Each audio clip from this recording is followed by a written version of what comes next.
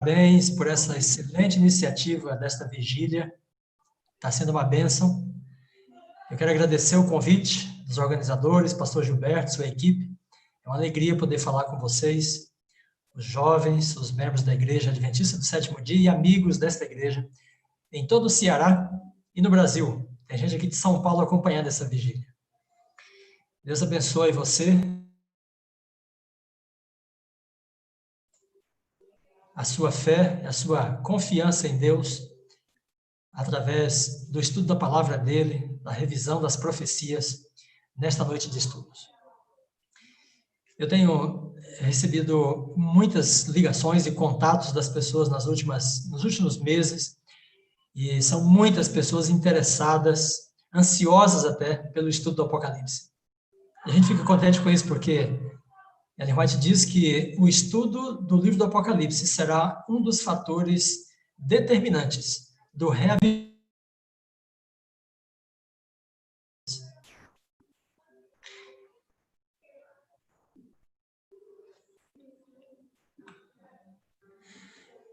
Então, nesta noite, eu quero estudar com você a palavra de Deus, conforme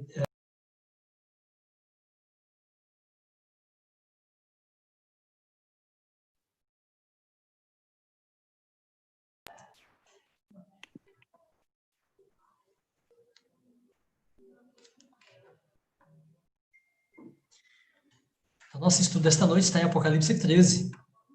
O pastor Adolfo acabou de estudar Apocalipse 14 com as 3 mensagens angélicas. E então nós vamos estudar o Apocalipse 13. Eu quero falar para vocês sobre a imagem da besta, ou a segunda besta de Apocalipse 13, e o decreto dominical. Esse é um estudo que tem tudo a ver com a identidade adventista, tem a ver com a estrutura da nossa interpretação profética, tem a ver com aquilo que está consolidado na escatologia adventista. Então, é com alegria e com sentimento, né, de gratidão a Deus que eu compartilho com você esta noite o estudo da palavra dele. Então, eu convido você para ler comigo o texto em Apocalipse capítulo 13, versículo 11, que diz assim: Vi ainda outra besta emergir da terra, e possuía 2 chifres, parecendo cordeiro, mas falava como dragão. Muito bem, amigos que nos acompanham pelo Facebook, pelo YouTube, pelo Zoom e demais redes sociais. A Igreja Adventista do Sétimo Dia tem uma visão muito clara do futuro. Isso desde a sua fundação, desde os pioneiros, na metade do século XIX. Então, a nossa compreensão das profecias proporciona a esta igreja uma visão muito clara do futuro. Nós não precisamos nos surpreender com os grandes acontecimentos que estão relacionados com o plano da salvação, porque o Apocalipse, juntamente com o livro de Daniel, nos proporciona uma visão muito clara dos acontecimentos finais. Muito bem, eu vou compartilhar minha tela para que você possa acompanhar algumas coisas que eu quero mostrar para você, e elas tornarão o nosso estudo mais didático e mais fácil para que você possa acompanhar e compreender. Então, inicialmente, eu quero mostrar para você aqui uma comparação entre Apocalipse 13 e o livro de Daniel, para que a gente possa entrar no tema aí, que é a imagem da besta. Então, a primeira parte de Apocalipse 13 está diretamente relacionada com Daniel 7. Então, a besta que João descreve é como um leopardo, ela tem pés de urso, cabeça de leão e tem 10 chifres. Então, ela retoma os elementos, né, dos animais de Daniel 7.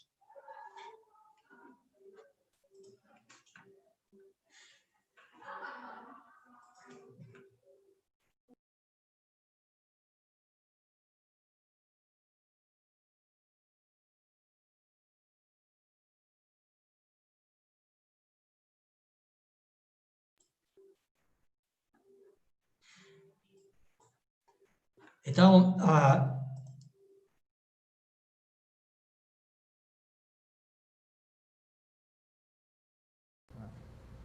Pastor de Daniel 7. Por sua vez, o que ocorre? A segunda besta, em Apocalipse 13, retoma elementos da visão de Daniel 8. Então, veja, a primeira besta que sobe do mar, em Apocalipse 13, retoma os elementos, né, principais de Apocalipse de Daniel 7. A segunda besta, então, que parece cordeiro, né, porque tem 2 chifres, ela retoma a figura do carneiro em Daniel 8. Por que é importante ter esta relação em mente? Porque quando nós vamos a Daniel 8, o carneiro que tem 2 chifres representa em Daniel 8, né, naquela visão, um poder que é constituído de 2 entidades que se juntam, que se afinam, se unem, né, e formam, então, o Império Medo-Persa, a Pérsia e a Média. Então, o carneiro de 2 chifres em Daniel representa um império formado pela junção de 2 entidades. Pois bem, quando Apocalipse 13 reproduz essas figuras de Daniel 7 e 8, é para nos dar uma dica de interpretação. O que significa, então, que o mesmo carneiro, ou cordeiro, né, a besta que parece cordeiro, em Apocalipse 13, 11, e que tem 2 chifres, ela também representa um poder, um império que é constituído da junção de 2 poderes, de 2 entidades. Muito bem, então guarde esta ideia, nós vamos retomar agora mesmo, né, esta questão aí dos 2 chifres da besta que parece cordeiro, e esse lance, né, a partir de Daniel 8, que nos indica que esta besta representa um poder constituído de 2 entidades que se juntam para a ação delas, né, no contexto profético. Muito bem, você está com sua Bíblia aí, e eu quero então chamar a sua atenção agora para a leitura, né, do texto. Eu vou destacar alguns pontos aqui importantes para o nosso entendimento da figura da imagem da besta na profecia e, decorrentemente, do decreto dominical que vem da ação, né, da imagem da besta. Muito bem, amigos, por que é importante esse estudo, né? Eu preciso dar para você uma base bíblica, né, sobre o decreto dominical. Eu poderia falar de notícias aí, questão até de internet, de jornais, né? Mas uma declaração da palavra de Deus e uma declaração profética vale muito mais do que 1000 notícias da internet e dos jornais. Então, eu quero primeiro prover uma base bíblica sobre a imagem da besta e o decreto dominical. E depois nós vamos interpretar um pouco mais de forma prática, né, e histórica o que é esse decreto. Pois bem, eu quero chamar, então, a sua atenção para o seguinte ponto. Quando você olha para Apocalipse 13, no versículo 11 a 18, quantos poderes estão em atuação aí? Então, essa é a primeira questão para a gente responder. E a segunda questão é, qual é o poder, né, determinante da crise final? O pastor Adolfo mencionou Apocalipse 12, 17, sobre o remanescente que guarda os mandamentos de Deus e tem o testemunho de Jesus, ele é perseguido pelo dragão. Então, o dragão está por trás dos instrumentos, né, que perseguem o povo de Deus. Mas quem é o poder, né, que persegue esse povo que guarda os mandamentos, esse povo que é o remanescente dos últimos dias? Então, a pergunta que nós vamos tentar responder aqui vai nos dar esta resposta. Então, primeiro ponto, quantos poderes estão em ação aqui em Apocalipse 13, 11 a 18, e o que é esta tal imagem da besta? Pois bem, então, quando começamos a ler, né, vi outra besta, daí João descreve, né, ela exerce toda a autoridade da primeira. Ela faz com que a terra e os seus habitantes adorem a primeira besta. Depois diz que ela opera grandes sinais, prodígios, maravilhas, né? A operação de prodígios é obra dos falsos profetas. Lembra que em Mateus 7, Jesus fala dos falsos profetas, e ele diz que eles operam grandes sinais, né? E quando Jesus vier, eles até vão dizer, Senhor, nós não operamos em teu nome muitos sinais, né? Então aqui João fala desta besta em atividade, né? Diz que ela leva a adoração da primeira, e ela opera sinais. E ela seduz, ela é capaz de atrair, né? Seduzir as pessoas que habitam sobre a face da terra, então é uma expressão global, ou seja, todas as pessoas serão cativadas, né, por esse poder operador de sinais, serão seduzidos por ele. Muito bem, e daí, então, o final do verso 14 diz que ela manda que os que habitam na terra façam uma imagem à besta. Pois bem, então aqui nós temos um primeiro poder em atuação, E aí eu quero dizer para você, esta atuação aqui não é de um poder civil, não é de um poder de Estado, sabe? Não é de um poder político, é de um poder religioso.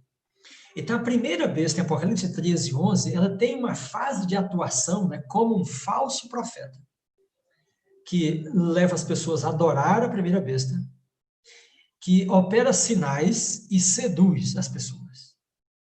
O elemento de sedução aqui tem que ver com a prática religiosa, com a operação de sinais, né, maravilhas, sabe? Com apelo emocional para encantar as pessoas e tirar delas a capacidade do discernimento. Muito bem, só que quando chegamos ao verso 15, né, então há uma transição. Porque a segunda besta, como falso profeta, atua até o momento em que ela comunica fôlego à chamada imagem da besta. Então, preste bem atenção, esse poder que opera sinais, seduz, né? Então, diz que ele comunica fôlego à imagem da besta. E aí a imagem da besta passa a agir e o falso profeta sai de cena. É interessante que aqui no verso 15 a gente tem uma referência a Gênesis, né?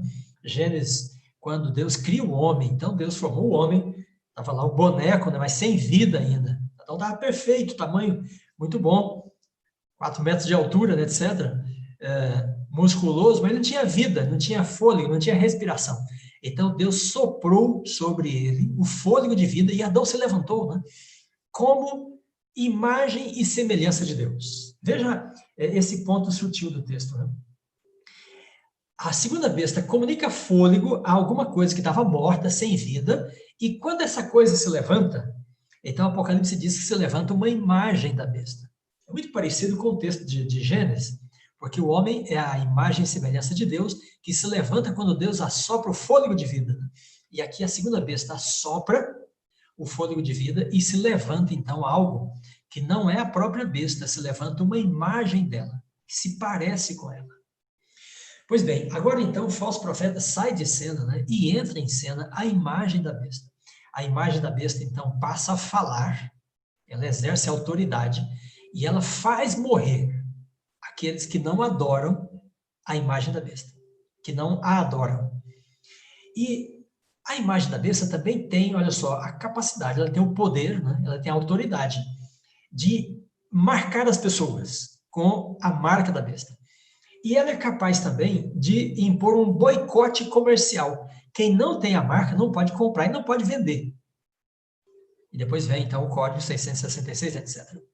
Muito bem. Então, se você prestou atenção até aqui, viu que eu dividi a segunda visão de Apocalipse 13, né, em duas partes. A primeira parte, eu falei, nós temos a atuação da segunda besta como um falso profeta, como um poder religioso, que opera sinais, que seduz, né, e que tem a ver com culto, porque leva a adorar a besta. E depois eu disse, então, a partir do verso 15, aí você tem a ação da imagem da besta. E esta imagem da besta é algo que surge, né, a partir do momento que o falso profeta comunica esse fôlego a essa tal imagem. Eu pergunto para você, você enxerga aí nesta visão, né, de Apocalipse 13, que trata com o tempo do fim, você enxerga alguma ação da besta, a besta do mar, aquela de 7 cabeças? Não, não tem nenhum verbo aqui que fale do trabalho, da ação da besta. Os verbos falam só das ações do falso profeta e das ações da imagem da besta. Só esses dois poderes estão contracenando. Na verdade, o primeiro, né, entra em ação, e depois o segundo vem. Então, esse é um ponto importantíssimo para nós aqui, porque às vezes as pessoas falam, entendem Apocalipse 13, né, como se tratasse de uma ressurreição da besta. De fato, né, a primeira parte diz que a besta é ferida de morte e vive. Mas em Apocalipse 13, na segunda parte, né, no versículo 15, quando fala de alguma coisa que estava morta e revive, não revive como a besta, mas como a imagem da besta. Então, eu quero dizer para você que aquela estrutura de poder, né, exercida pelo papado medieval sobre as nações europeias, ela não volta. Na verdade, então, a besta está morta e quando se sopra fôlego de vida para ela voltar, volta, mas não é a própria besta, volta uma imagem dela. O que indica para nós que o poder, né, que vai exercer essa autoridade de controlar as pessoas nos últimos tempos não é a própria besta. uma imagem dela. Quer dizer, a estrutura da besta vai se reproduzir, só que noutra geografia, em outro contexto. Por isso chama-se de imagem da besta. Mas ela se parece com a besta. Ela age de acordo com a primeira besta. A tal imagem da besta. Muito bem, então até aqui, o que fizemos? Eu disse que Apocalipse 13, 11 a 18, né, que trata com a segunda besta de Apocalipse, esta visão mostra para nós dois poderes. Porque a besta tem dois chifres, ela se parece, né, com o carneiro de Daniel 8, que representava dois poderes unidos, a Pérsia e a Média e a Pérsia. Então aqui nós temos dois poderes, um poder religioso, primeiramente, operador de sinais, seduz as pessoas e comunica fôlego, aquilo que estava morto, que estava inativo, né? Então entra em cena a imagem da besta como um poder agora político. O poder de um rei, um poder civil, poder capaz de impor a marca da besta, fazer morrer, né? Impor leis e executar o cumprimento dessas leis. É um poder civil, não é mais o poder religioso, o falso profeta. Ele é capaz de controlar a economia, né, e o mercado. Muito bem, então eu quis mostrar para você que esta relação, né, de Apocalipse 13 e 11 com Daniel 8 nos ajuda a entender o que João enxergou nesta besta parecendo um cordeiro. Ele, então, está dizendo para nós que ela tem a ver com dois poderes que contracenam. É um poder religioso e é um poder civil. Os pioneiros adventistas estavam corretos já desde a metade do século XIX ao ler esse texto, porque eles se referiam ao protestantismo americano e ao Estado republicano. Eles não tinham feito essa ligação com Daniel 8. E nessa transição, né, do poder religioso para o poder político. Mas é um momento de transição, a gente tem de entender bem isso aí. Eu quis acentuar isso para você, porque hoje há muitas pessoas, inclusive muitos adventistas, que ficam olhando para a Europa, sabe, esperando a crise final. O surgimento do poder da crise final. Não, ele não surge na Europa. Ele surge como uma imagem da besta na região da terra. Não é na região do mar, né? Esse contexto do papado medieval. Outra coisa, muitas pessoas estão olhando para a ONU, né?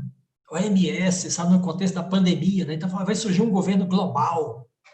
Não há um governo global no Apocalipse. A segunda besta faz com que a terra e os seus habitantes adorem a primeira besta. Manda que a terra faça também uma imagem da besta em cada país, né? Então, há um império, um poder que é o epicentro dessa crise, mas ele não legisla globalmente, ele legisla só no seu território, mas ele consegue a adesão das outras nações, né? Por meio de tratados, de pactos, por meio de imposições, de sanções, então as outras nações passam a legislar à semelhança desse primeiro poder. Então, não é um poder global, um governo mundial, sabe, previsto na profecia. Pois bem, agora vamos ver o que Ellen White fala, né? Como é que ela nos ensina acerca da imagem da besta. Porque esse é o ponto central no nosso estudo de hoje. Não pode haver decreto dominical sem a imagem da besta. Pois bem, então ela diz assim, olha, o grande conflito, página 443. Ellen White sabia, isso aqui estava claro para ela. E quando ela se põe a ensinar uma coisa, né? Ela entendeu aquilo e ensina como uma teóloga, como alguém que sabe e quer ensinar conscientemente. É diferente de quando ela faz apenas uma menção, às vezes, de uma coisa e não pretende exatamente ensinar aquilo, né? Aqui, sim, ela está ensinando esse ponto, e ela sabia exatamente. Então, ela diz assim, o que é a imagem da besta? E como será ela formada? Ela diz, a imagem é feita pela besta de dois chifres. Então, lembra que eu disse que a besta comunica fôlego à imagem da besta. Então, Ellen White está lendo o texto, né, conosco, nas palavras dela. Aí, por isso ela diz, e é uma imagem à primeira besta. Então, esta imagem não é a besta que ressuscita, é algo que é feito à semelhança dela, que já se foi. Portanto, para sabermos o que é a imagem e como será formada, devemos estudar as características da própria besta, o papado. Aí ela diz, a fim de formarem os Estados Unidos uma imagem da besta, o poder religioso deve a tal ponto dirigir o governo civil que a autoridade do Estado seja empregada pela igreja para realizar os seus próprios fins. Olha só, então agora ela diz, a imagem da besta, né, é a estrutura da besta reproduzida no território americano. na América, não mais na Europa. E como é que surge essa imagem? Quando as igrejas entrarem no Estado e influenciarem o Estado. Amigos, nós estamos vendo isto sendo ensaiado no nosso tempo. O governo de George Bush, há pouco mais de 10 anos, né, tinha sua base nas igrejas evangélicas, pentecostais, os carismáticos, católicos, os protestantes. E agora o governo de Donald Trump nos Estados Unidos também tem a sua base, né, eleitoral nas igrejas. Então ele aparece orando, ele promulga um dia de jejum. Né? Por quê? Porque ele está atendendo às solicitações das igrejas, dos religiosos que o apoiaram e estão na base do governo dele. No Brasil não tem sido diferente. Então, veja, ela está dizendo que o poder religioso vai dirigir o governo civil. E aí se forma, então, a imagem da besta. Então, os Estados Unidos, como um poder, né, uma república, é um Estado como outro qualquer. Está lá funcionando perfeitamente como um Estado relativamente laico. Mas há um momento em que as igrejas conseguem influenciar aquele Estado, né? E aí ele se ergue como uma imagem da besta que atuou nos 1260 anos na Europa. Então, esse é um ponto crucial. Na leitura do texto bíblico, eu destaquei para você que a primeira besta, agindo como falso profeta, como poder religioso, né, sopra fôlego à imagem da besta que estava morta. Então, ela se levanta, imitando o poder que foi exercido pelo papado durante a Idade Média. É muito importante você ter em mente aqui o seguinte ponto. O papado medieval também era constituído de dois poderes. O mesmo Papa exercia o poder religioso e também o poder civil. O poder civil foi tirado dele na Revolução Francesa. E ele detém agora só o poder religioso. Ele é apenas uma igreja, uma comunidade religiosa. Ele tem o poder simbólico da religião e não tem mais poder civil. Não tem mais poder político e nem terá.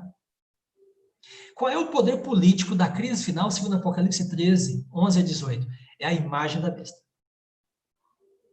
Muito bem, aí daí Ellen White também fala assim, a imagem representa a forma de protestantismo apóstata que se desenvolverá quando as igrejas protestantes buscarem o auxílio do poder civil para a imposição de seus dogmas. Então, o decreto dominical surge, né, não é por vontade dos europeus, da ONU, não é por vontade de ninguém de lá.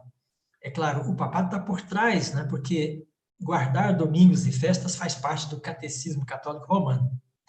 Mas são as igrejas protestantes que se instrumentalizam, né, do Estado americano para fazer com que ele promulgue esse decreto. E aí, então, a partir do momento que o decreto surge e é promulgado, né, então a imagem da besta está formada. Depois ela diz, no próprio ato de impor um dever religioso por meio do poder secular, formariam as igrejas mesmas uma imagem à besta. Tá, veja aí, de novo, agora as igrejas, o poder religioso, né, atuando para formar a imagem da besta. Então, amigos, o momento, né, o passo que hoje a América dá, dando espaço, né, para as igrejas, um espaço bem maior do que aquilo que é na história americana. No momento que o governo americano dá espaço para as igrejas, né, ensaia-se a formação dessa chamada imagem da besta, que deve se erguer lá, naquele território, naquele contexto. Pois bem, vamos buscar um pouco mais de base bíblica para a atuação dos Estados Unidos na profecia. Você já ouviu muito estudo de Apocalipse e Daniel, e você está acostumado, né, com aquele princípio chamado princípio da recapitulação. Daniel 2, 7 e 8 são 3 visões recapitulativas. Então, Daniel 2, nós já temos toda a história contada através da imagem, da estátua, né, que Nabucodonosor sonhou com ela. Depois, Daniel 7 vem e mostra 4 animais. Os 4 animais, então, revisam, né, recapitulam todo o conteúdo profético que está em Daniel 2. Aí depois vem Daniel 8, tem 2 animais. E recapitula novamente, né, a maior parte do conteúdo histórico profético, o profético histórico que está em Daniel 7. Os símbolos mudam. Os símbolos não se repetem, mas o conteúdo da visão, esse é recapitulado ou revisado, né? Isso é para ajudar você a entender. Então, fica mais fácil entender Daniel 7 a partir do que temos já em Daniel 2. Fica mais fácil entender Daniel 8 a partir do que temos em Daniel 2 e 7. Então, esse é o princípio da recapitulação. Então, agora preste bem atenção no que eu vou te dizer. Nenhum poder importante no grande conflito é mostrado só uma vez na profecia apocalíptica. Nenhum.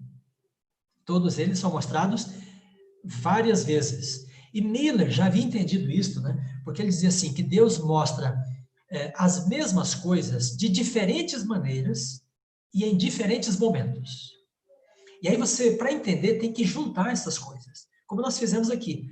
Então, aí nós temos a Babilônia, né? Apocalipse, Daniel 2, Daniel 7, temos a Pérsia nos 3 capítulos, a Grécia nos 3 capítulos, Roma nos 3 capítulos, porém Roma papal só nos capítulos 7 e 8. Ok, então agora vamos usar esta metodologia, né, em Apocalipse. Porque até aqui, você está acostumado a pensar na ação dos Estados Unidos, né, como uma entidade prevista na profecia bíblica e que é mostrada uma vez só em Apocalipse 13.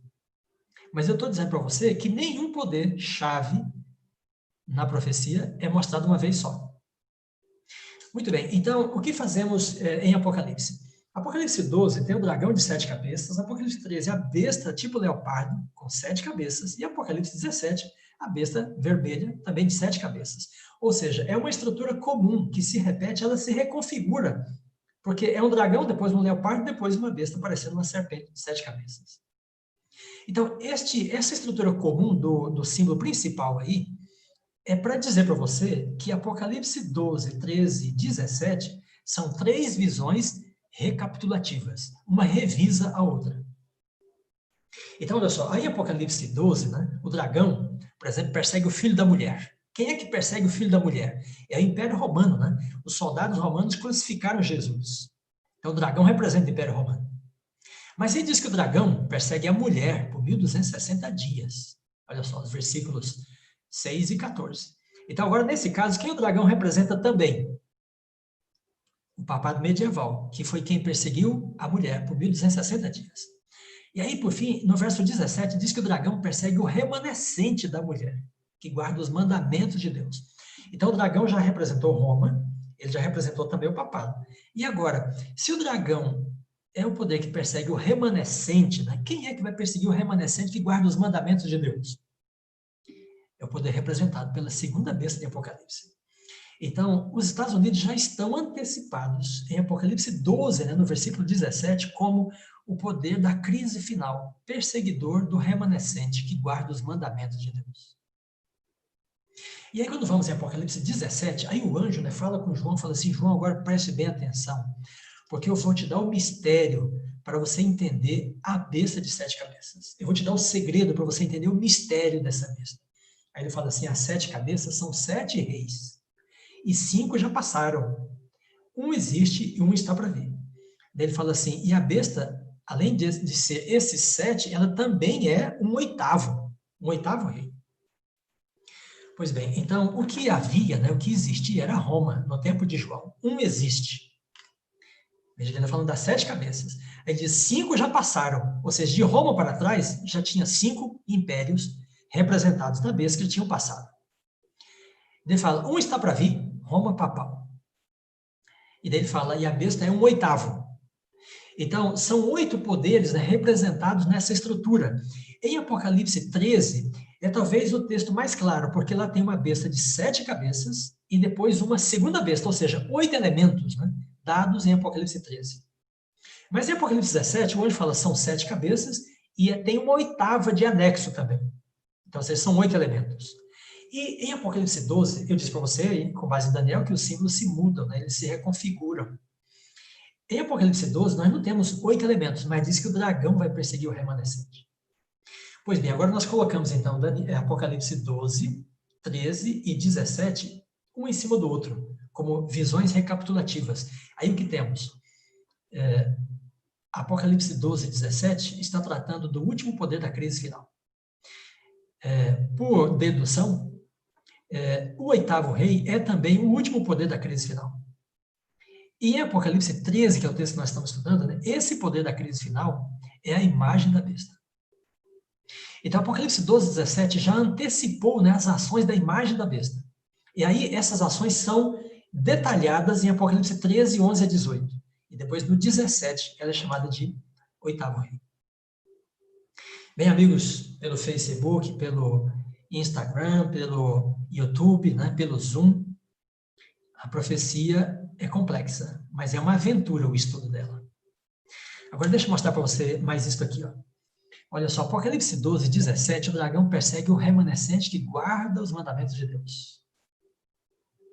Em Apocalipse 13, a imagem da besta persegue os que não têm a marca da besta. E em Apocalipse 17, 14, o oitavo rei persegue os eleitos e fiéis. É a mesma perseguição, é o mesmo poder em ação contra os servos de Deus. Os servos de Deus são chamados de remanescentes que guardam os mandamentos em Apocalipse 12. Eles são chamados de os que não têm a marca da besta em Apocalipse 13. E eles são os eleitos e fiéis em Apocalipse 17. O poder que vai persegui-los é o mesmo, só que ele é referido, né, de diferentes formas aí nas 3 visões recapitulativas. Então, agora nós chegamos àquele ponto que eu tinha avisado para você. Nenhum poder importante na profecia bíblica, apocalíptica, é dado uma vez só. Pelo menos 3. E aqui, então, nós temos o poder americano, né, referido em Apocalipse 12, é o poder atrás do qual está o dragão, que vai perseguir o remanescente. Ele é referido através da imagem da besta, e ele é referido também através da figura do oitavo rei. Pois bem, amigos, então o que nós temos aí? Nós temos essa comparação entre os 3 capítulos, permitindo para nós uma série de conclusões importantes acerca dos símbolos proféticos apocalípticos. Tem uma coisa que eu quero dar para você ainda, uma dica, né? É o seguinte, algumas pessoas acham que a gente tem de estudar o Apocalipse à luz de Daniel. Porém, essa metodologia, ela tem suas limitações. Eu vou explicar para você por quê. Aqui em Daniel tem só 4 reis. Na verdade, no capítulo 7, né, verso 17, o anjo fala para ele assim, Daniel, preste atenção, os 4 animais são 4 reis. Então, a profecia de Daniel vai só de Babilônia até Roma papal. Na verdade, ele chega a falar da volta de Jesus na pedra que cai aos pés da estátua. Mas ele nada fala do milênio, nem da terra renovada. Ele também não fala nada da Assíria, nem do Egito, nem da queda de Lúcifer. Mas o que temos em Apocalipse? Em Apocalipse nós temos uma visão, né, que cobre todo o plano da salvação, desde a queda de Lúcifer até a nova terra restaurada. Então, o tempo profético do Apocalipse é mais amplo do que o tempo de Daniel. Você pode colocar Daniel dentro do Apocalipse, que é o que nós fizemos aqui agora. Mas você não pode pôr o Apocalipse dentro de Daniel, viu?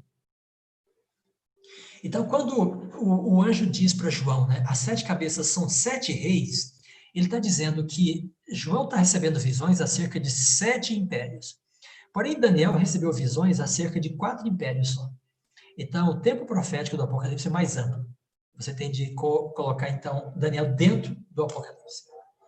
Pois bem, então, dado esse ponto, né, deixa eu agora dizer para você, por que o diabo, né, usa esses impérios todos aí, olha, desde o Egito até o último império, né, todos eles terminam se transformando em instrumentos do dragão na batalha dele contra o remanescente de Deus. Por quê? Ele tem esse ódio tal, né, daqueles que guardam os mandamentos de Deus. É que ele é o príncipe desse mundo. Vocês lembram? Jesus fala em João 17, aí vem o príncipe deste mundo, ele nada tem em mim. Quando Daniel fala do príncipe do rei da Grécia, o príncipe do rei da Pérsia, né, que estava atrapalhando Gabriel, e aí Miguel tem de vir para ajudar Gabriel, né? Miguel é Jesus. O príncipe da Grécia, lá, o príncipe do rei da Pérsia, né, é o próprio diabo. Ele é o príncipe deste mundo e ele consegue, em alguns momentos, né, tomar a liderança, ou ele consegue influenciar, dominar o império. E aí, quando ele consegue fazer isso, ele tenta fazer, através do império, com que o povo de Deus seja banido da terra. Por quê? Porque aqui no principado dele, ele não quer permitir, né, que haja uma nação, um povo, né, uma comunidade que reivindique a lei de Deus, do inimigo dele. Então, é uma batalha, sabe, entre Deus e o diabo, e os seres humanos estão no meio dela. Foi a escolha de Adão e Eva. E aí, quando, então, aqui no principado do diabo, porque ele tomou posse daqui, ele usurpou, né, o domínio de Adão, que era aquele que teria domínio sobre a criação, então Satanás pegou isso para ele. E aí ele não quer permitir que no principado dele, né, a lei de Deus seja reivindicada, seja obedecida. Muito bem, então, Ellen White vem e diz para nós assim, olha só, o grande conflito, página 582, né?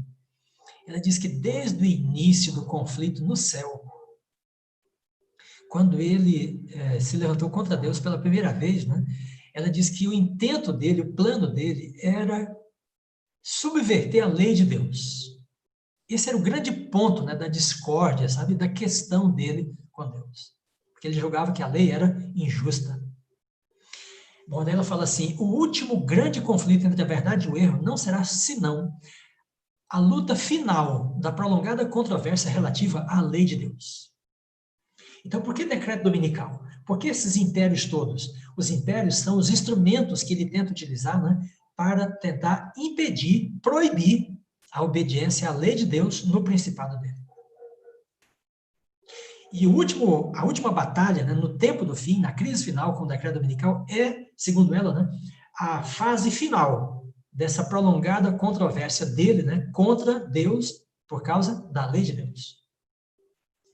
Muito bem, agora eu quero mostrar para você que em cada um dos impérios, vou pegar uma amostra, mas eu quero mostrar para você que em cada um dos impérios, né, há um decreto contra o povo de Deus, e esse decreto é dominical. Ele não foi chamado assim em todos eles, mas é um decreto por causa do sábado. Por exemplo, você se lembra de Amã, né? Amã chega para o rei Assuero, no Império da Pérsia. Aí ele fala assim, olha rei, existe espalhado, disperso entre os povos de todas as províncias do teu reino, um povo cujas leis são diferentes das leis dos demais povos. Aí ele diz, pelo que não convém ao rei Assuero, né, o grande imperador da Pérsia, tolerar esse povo que tem uma lei diferente. Aí ele diz, se bem parecer ao rei, decrete-se que sejam mortos. Então o rei, olha só, tirou o anel da mão dele e deu para Assuero, ou para Amã. Assuero tira o anel, que podia selar uma lei, um decreto, e dá para Amã, que era o inimigo dos judeus. Agora veja, amigos que aí pelo Facebook, pelo YouTube, etc.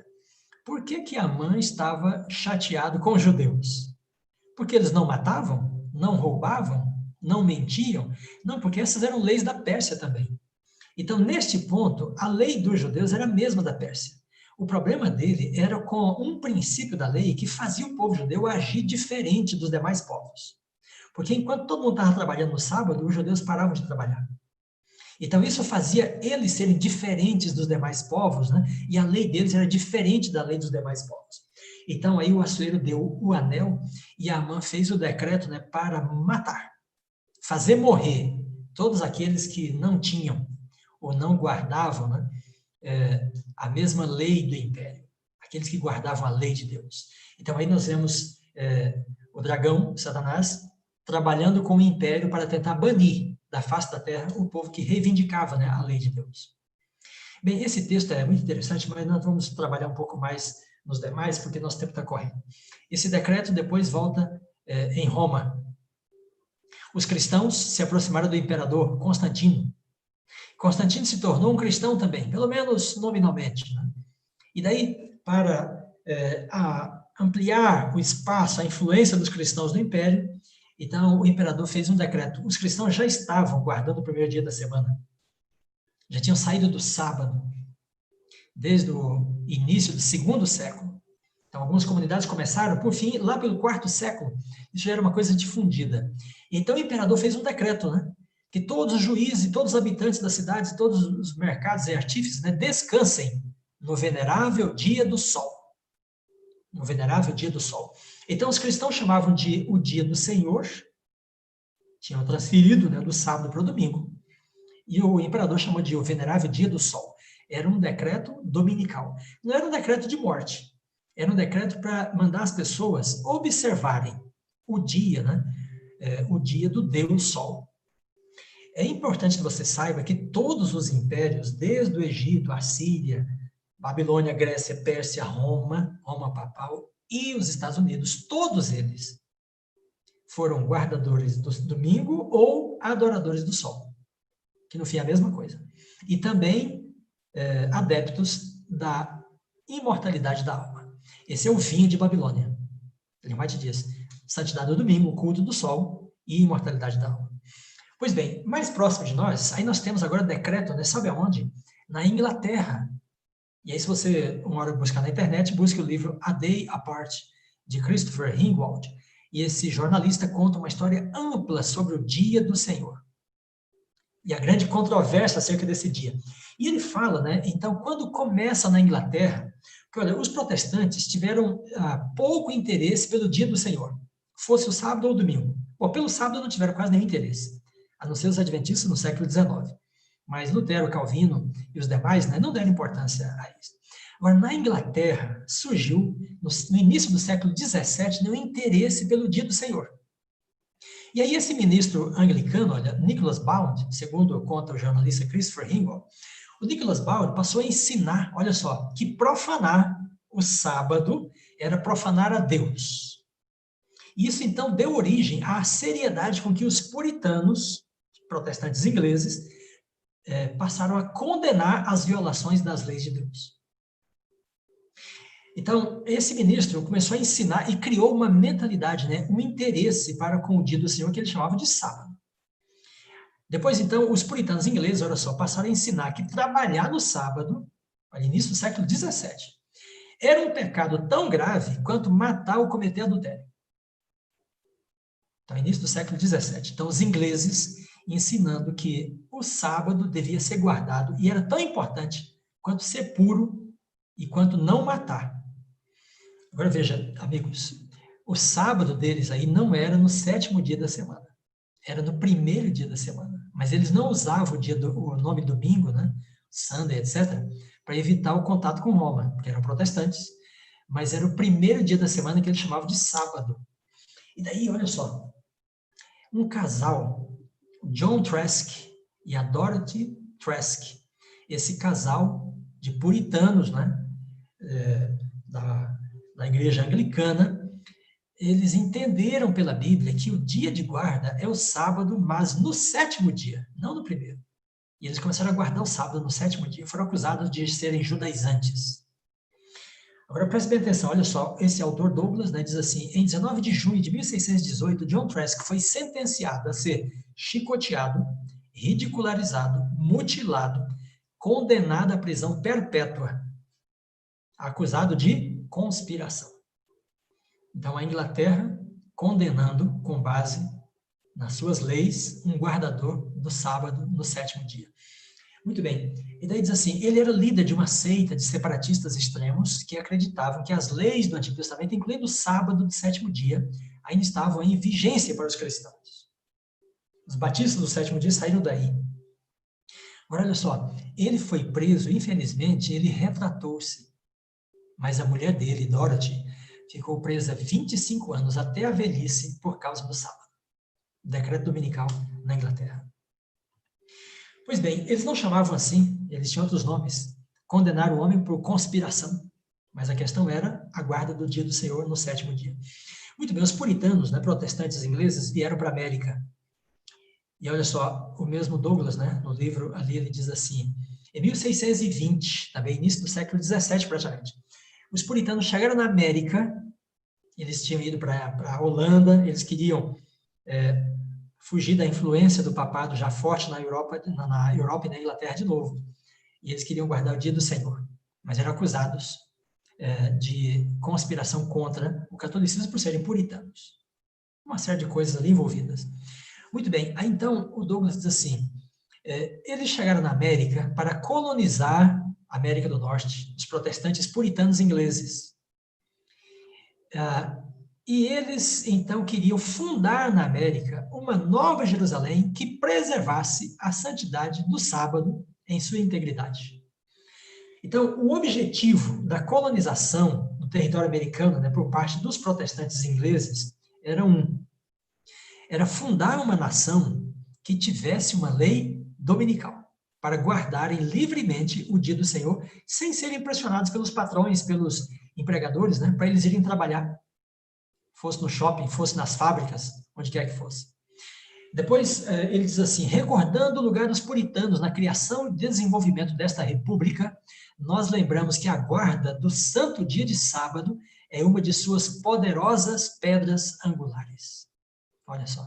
Então, ele está dizendo, esse historiador, né, que a guarda do dia do Senhor era uma pedra angular na fundação dos Estados Unidos. Então, com que objetivo essa nação foi fundada pelos puritanos ingleses? Para guardar o dia do Senhor, que eles chamavam de sábado, porém era o dia para ser guardado no primeiro dia da semana.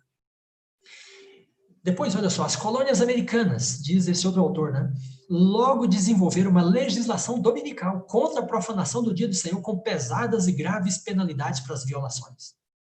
A Nova Inglaterra, a primeira colônia, proibia não só crimes sexuais, mas também blasfêmia, embriaguez, jogos de azar e a violação da santidade do sábado. Repito, né? O sábado, que era guardado no primeiro dia da semana. Então, amigos, nas primeiras colônias puritanas, protestantes, na América do Norte, que deram origem aos Estados Unidos, pessoas foram presas, julgadas e condenadas por não guardar o dia do Senhor no primeiro dia da semana. Lei dominical. Na verdade, os estados americanos, muitos deles, né, são mais de 50, muitos deles têm lei dominical. Elas só não estão mais em vigência. Não estão em vigência por hora, né, porque a jurisprudência da Suprema Corte acumulou sobre essas leis, então elas perderam a sua vigência. Os Estados Unidos não precisam mudar a Constituição para elas serem retomadas. Elas já existem. A jurisprudência só precisa ser revisada. Muito bem, então, esta é uma visão, né, que nós procuramos dar para você. Nós procuramos ver um fundamento bíblico para o decreto dominical e procuramos ver um fundamento histórico para ele. Então, na Grécia, na Pérsia, em Roma, na Europa, leis foram feitas e pessoas foram acusadas, condenadas e presas, muitas delas, por não guardarem o dia do Senhor no primeiro dia da semana. Ou por ensinarem que o dia do Senhor se guardava no sétimo dia da semana. Muito bem, Ellen White diz que os Estados Unidos, olha só, quando esse país da liberdade, né, se aliar ao papado, com o poder religioso, a fim de dominar as consciências e obrigar as pessoas a reverenciar o falso sábado, então os povos de todos os demais países do mundo serão induzidos a imitar seu exemplo. Então, a lei dominical começará nos Estados Unidos e vai se reproduzir depois nas demais nações. Não é uma lei global. É uma lei que será reproduzida, duplicada, copiada, imitada por outras nações. Depois ele diz, o decreto impondo a veneração desse dia se estenderá ao mundo todo. Ao mundo todo. Pois bem, depois ele diz, no grande conflito, será feita a legislação de que a corrupção que rapidamente se alastra pode ser atribuída em grande parte à profanação do descanso dominical. Aqui ela falando sobre a crise, né? Crises sociais, crise do ecossistema nos últimos dias. Então ela diz que as pessoas vão encarar esses problemas que causam situações de emergência, como a pandemia, por exemplo. E ela diz, vai ter um momento que elas passarão a considerar que a causa dessas crises, é a profanação do dia do Senhor. E isso, então, requererá leis, né, que possam regulamentar o dia do Senhor, para que esse dia seja guardado e essas crises possam ser superadas. Muito bem. Ellen White detalha muito mais isso ainda para nós. Ela diz que haverá 2 decretos, na verdade. Então, o primeiro decreto é um decreto que determina, né, a guarda do domingo. Aí é muito importante você entender bem esse ponto. Olha só, ela diz que a observância do domingo, pura e simplesmente, não é a marca da besta, não é o sinal da besta. E não o será até que saia o decreto. Então, as pessoas hoje, que em qualquer igreja, em qualquer religião, né, guardam o domingo, o dia do Senhor, no primeiro dia, elas não têm a marca da besta ainda.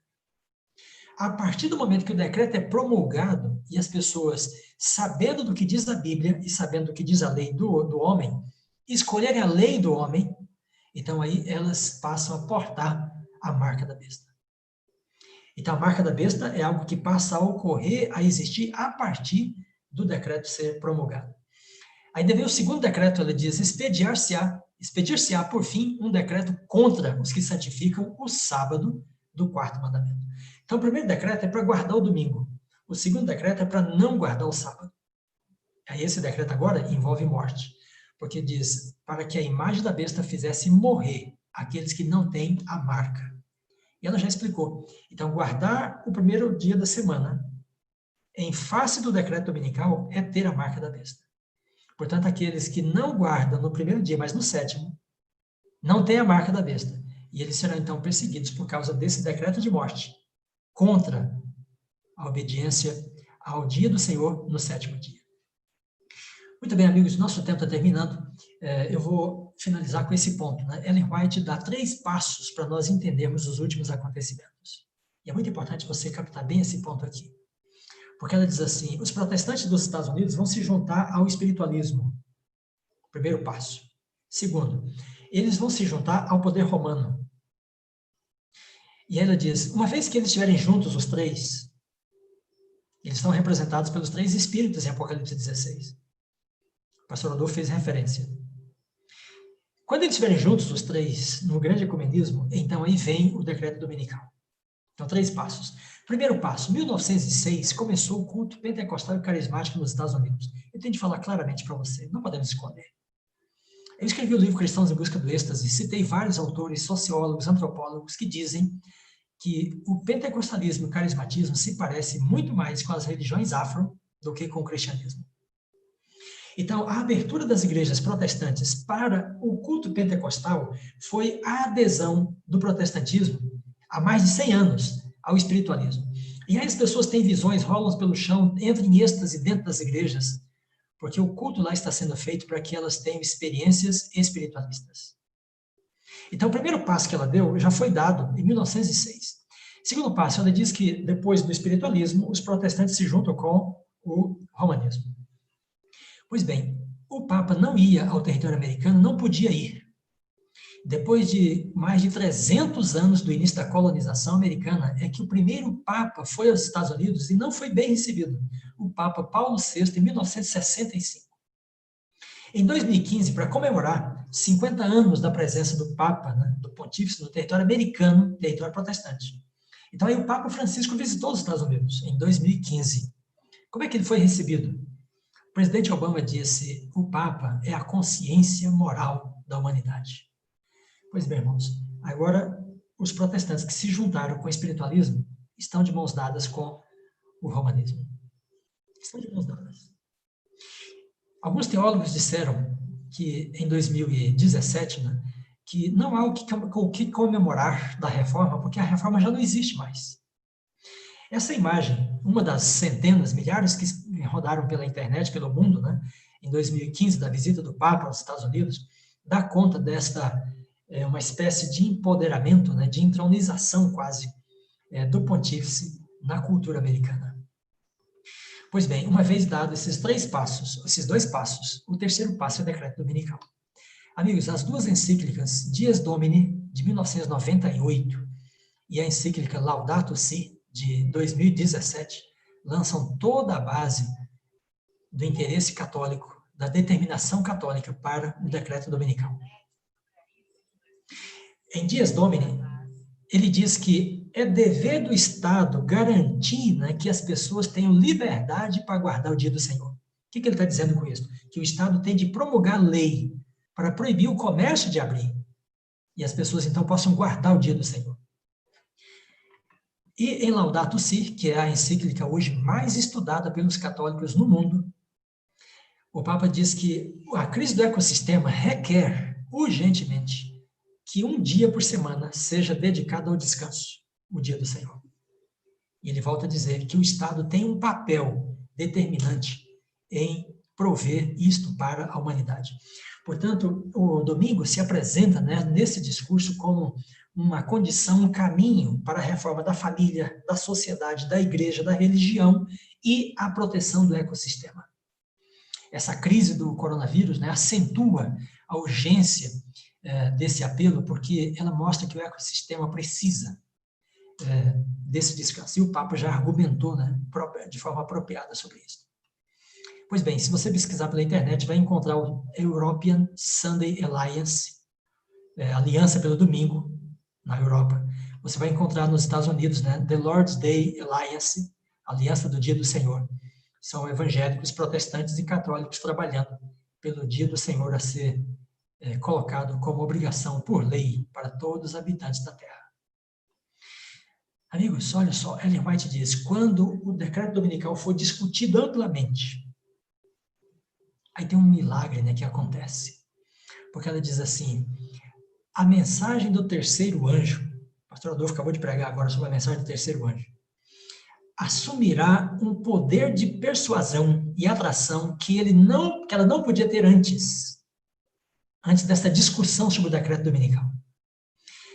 Aí ela diz, ao ser essa obrigatoriedade da observância do domingo amplamente agitada, então a terceira mensagem produzirá um efeito que antes não podia ser produzido. É que aí toda a pregação da verdade presente da profecia bíblica estará revestida de legitimidade e de uma atualidade sem precedentes.